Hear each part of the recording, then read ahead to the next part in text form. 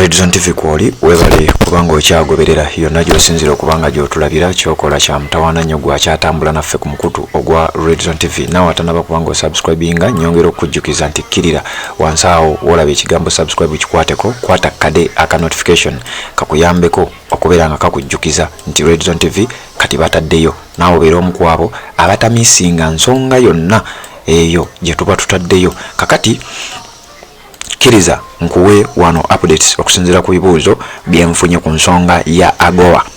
Njagala ngenda kusooka nkuzeeko ko emabega. Uganda yagobwa mu mukago guno kanguyita omukago ogwa AGOA. Uganda nebadde yazzeemu okubeera ng'esaba tibannange muddeemu mutuwandiike mu mukago gwa AGOA. Jjukira omukago guno benefits zaali nnyingi nnyo Uganda ng'eggwanga ssente ze yali efuna, wabula omwaka ogwo oguwedde omukulembeze gw'eggwanga erya United States of America zaali ngenda kuza mwezi 3 omwezi ogw'ekkumi omwaka gwa 2023 yawandiika ebbaluwa ng'awandiikira speaker owa parliament ya America gye bayita House of Representatives, US House of Representatives, ng'amutegeeza ku nsonga ey'okugoba ey'okwetakkuluzaako ey'okugoba ey'okweggyako oba okubaninga amawanga gano wammanga mu mukago ogwa AGOA, African Growth and Opportunity Act. Kwaliko eggwanga erya Uganda, kwaliko eggwanga erya Gabon, kwaliko eggwanga erya Niger n'eggwanga erya Central African Republic. Era Joe Biden akulembera eggwanga erya United States of America mu bbaluwa gye yawandiika yategeeza nti bano ge gamu ku mawanga agatawa kitiibwa ddembe ly'abuntu. Bano balwanagana n'eddembe ly'obuntu, batulugunya abantu mu mawanga gaabwe. Gavumenti y'eggwanga Uganda kyagikuba wala era kyagiyisa bubi olw'ensonga nti obuyambi bungi obwali bumaze okubanga bwesala mu budde obwo olw'eggwanga erya America okubagoba mu mukago ogwo ogwa AGOA.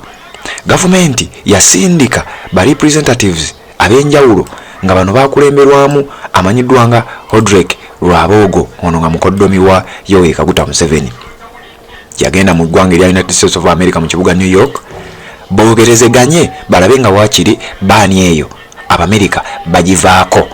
Wabula Joe Biden yali amaze dda okuwandiika ebbaluwa eyo, era mu bbaluwa ayina we yagambira I'm taking this step because I have determined that the Central African Republic, Uganda, Gabon and Niger do not meet the eligibility requirements of section 104 of the AGOA Act. Mbaluwa Joe Biden gye yawandiika.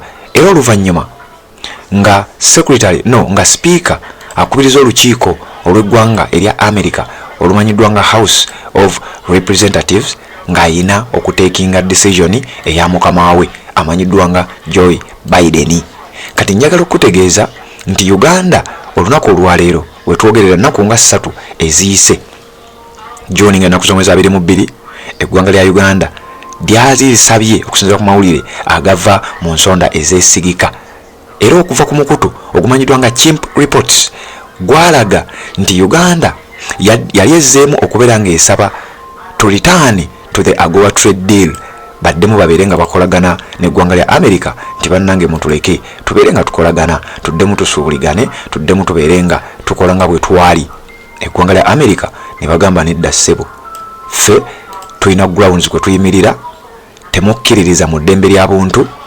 Era omulundi ogwokubiri nga Uganda esaba nga gavumenti yasooka n'esindika ba representatives, we yaddamu okusaba omulundi ogwokubiri Uganda tebaagikkiriza, baagiganye. Era ekyo kyennyinza okuba nga nkutegeeza nti Uganda mu katale ka AGOA oba ddiiru eya AGOA okubeera nti amawanga gano gatunda ebyamaguzi byago mu ggwanga lya America ne benefits endala eziri mu mukago ogwo ogwa AGOA, eggwanga lya Uganda lyagaaniddwa. The government of Uganda has engaged in gross violations of internationally recognized human rights. Yali statement Joe Biden gye yategeeza nti Uganda yeetabye nnyo mu kulinnyirira eddembe ly'obuntu eribadde limanyiddwa oba eriri recognized okwetooloola ensi yonna. Ffenna tukimanyi freedom of expression, ffenna tukimanyi freedom of association, nti omuntu wa ddembe okuwagira kyonna ky'ayagala. Naye ebitambulira mu ggwanga Uganda biraga nti Uganda tewa respect kye bayita eddembe ly'obuntu. Kyova olaba tetujja kukkiriza era tubagobye, tetugenda kukkiriza proposal yammwe ey'okujja mukomewo mu mukago ogwa AGOA. Uganda nga bwe nkugambye bwe yali egobwa yali n'amawanga ago nga bw'ogalabaawo era ku lukalu olwa Africa ago golaba gali mu red. Kuliko eggwanga erya Niger, kuliko eggwanga erya Gabon, kuliko eggwanga erya Central African Republic, kuliko eggwanga erya Uganda. Ago completely gagobwa mu mukago ogwa AGOA. Kati gwagoberera omukutu ogwa Region TV. AGOA kyeki oyinza okuba tokimanyi. AGOA eneeberanga Trade Act oba Trade Bill. Wano nga bagamba Trade and Development Act of 2000 PL 106-200. Nti kino eno obanji yite endagaano ey'ebyobusuubuzi eyalimu amawanga oba egendereddemu okuyamba amawanga agakyakula agali mu kyebayita Sub-Saharan Africa. Kyebayita Sub-Saharan Africa ge mawanga ago golaba mapo eyo gyenkulaze eriwa, ge mawanga ago golaba agali mu kabbulubbulu.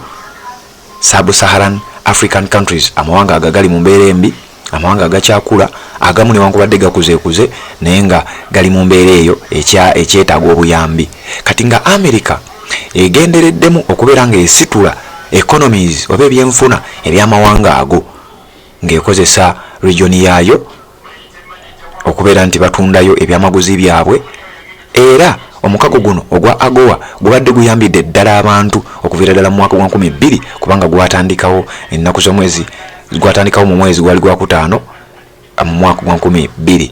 The African Growth and Opportunity Act njagala okutegeeza nti kyafoomingibwa oba omuntu yakireeta bamuyita Jim McDermott, ono nga former Foreign Service Medical Officer era yali mu ggwanga erya Zaire n'abantu abalala bangi nnyo abaleeta proposal eno oba abaleeta ekirowoozo kino okubeera nga omukago guno gutondebwawo. Amawanga mangi agafunye oba agaganyuddwa mu mukago guno era nga ne Uganda kwebadde ebbanga ddene nnyo.